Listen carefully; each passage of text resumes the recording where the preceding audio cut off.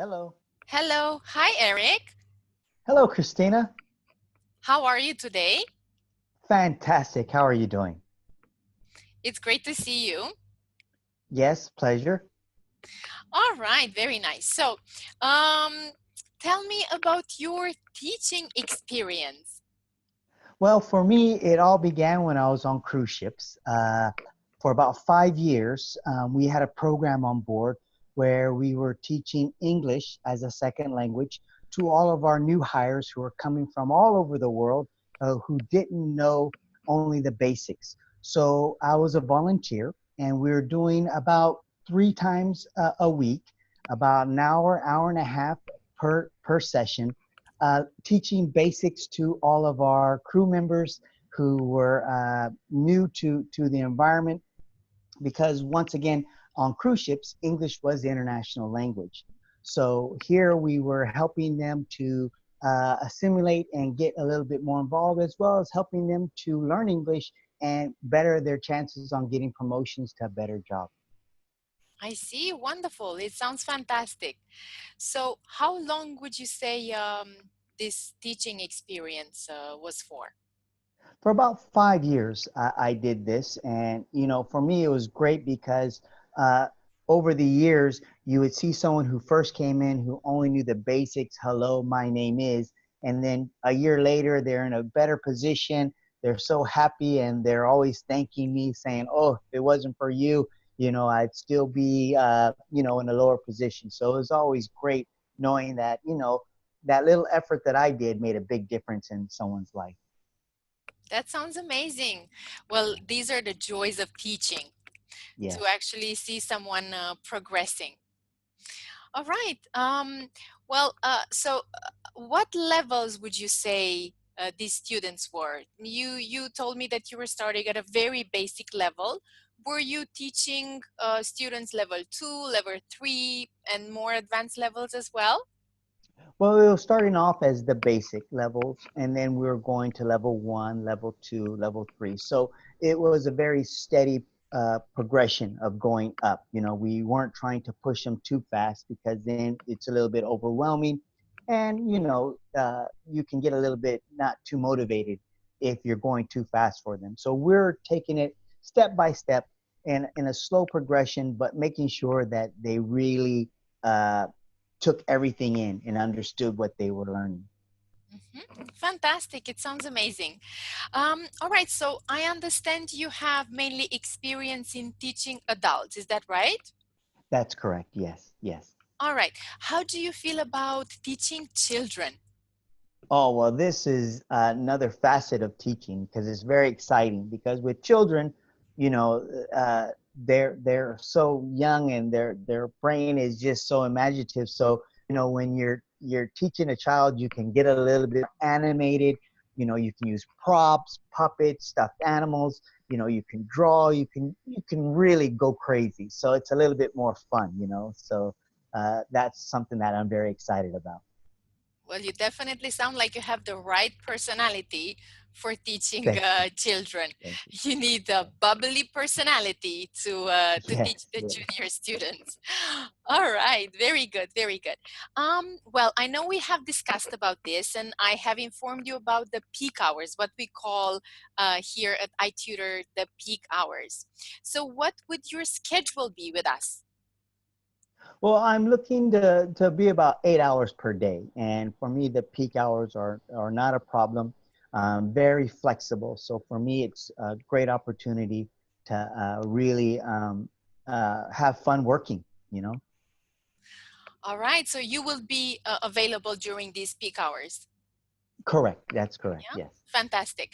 Also, another aspect of the scheduling is flexibility, because these peak hours will most likely change as the summer vacation ends. Is your schedule flexible as well?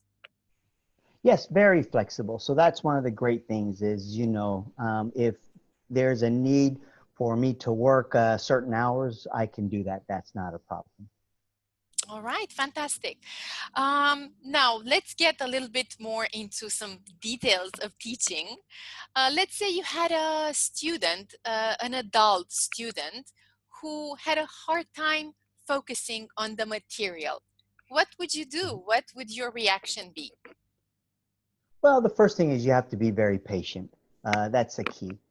Second, slow down, because sometimes as a native speaker, you get excited and you start to talk really fast, and then someone is like, uh-oh, I just lost where he went. So that's the key thing, is to slow down, repeat yourself, and to just really make sure that they're understanding what you're saying.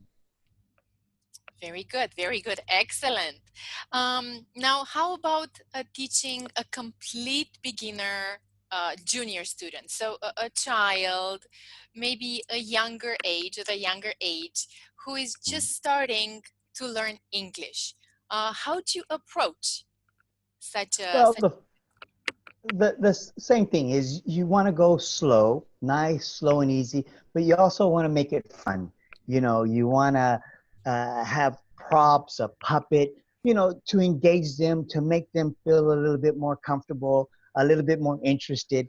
So when you do that, you can see the eyes get bigger, so then they start to listen. So that's what you want to do.